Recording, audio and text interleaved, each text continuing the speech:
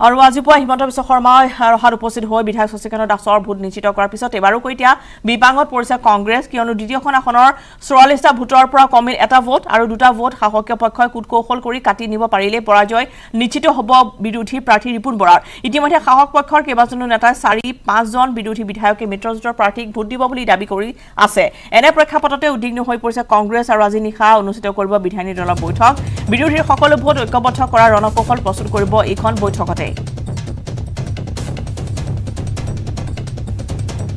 দুৰ্ভাগ্যজনক যে মানে শশীকান্ত দাসে মানে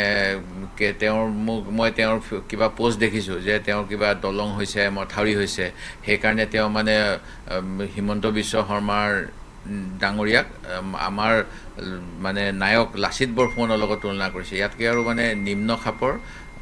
তেলীয়া ৰাজনীতি মই দেখা নাই মই আশা ৰাখোঁ যে দেশৰ যি পৰিস্থিতি বিৰোধী শক্তিশালী হ'ব লাগে আৰু যিসকল বিধায়ক নিৰ্বাচিত হৈ আহিছে যোৱা বিধানসভাত তেখেতসকল সকলোৱে বিজেপিৰ ধনবল বাহুবল প্ৰপগেণ্ডা ৱাৰৰ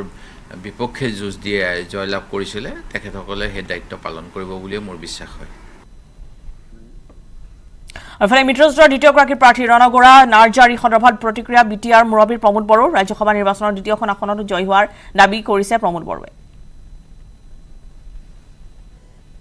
চিন্তা কৰিব কাৰণ আছে বুলি মই নাভাবোঁ কাৰণ বিৰোধীৰ মাজত একতা নাই এইটো আজিৰ কথা নহয় তেখেতসকলে কোনো কাৰণতে একতা নাই এইটো সদায় দেখা পাই আহিছে গতিকে এইবাৰ যিটো প্ৰচেছ যিটো ষ্ট্ৰেটেজি আমাৰ মুখ্যমন্ত্ৰী ডাঙৰীয়াৰ নেতৃত্বত আলোচনাবিলাক চলি আছে আমাৰ আশা কৰিছোঁ মই আমাৰ দুইটা কেণ্ডিডেটে ভাল পৰিৱেশত ভালকৈ জিকি যাব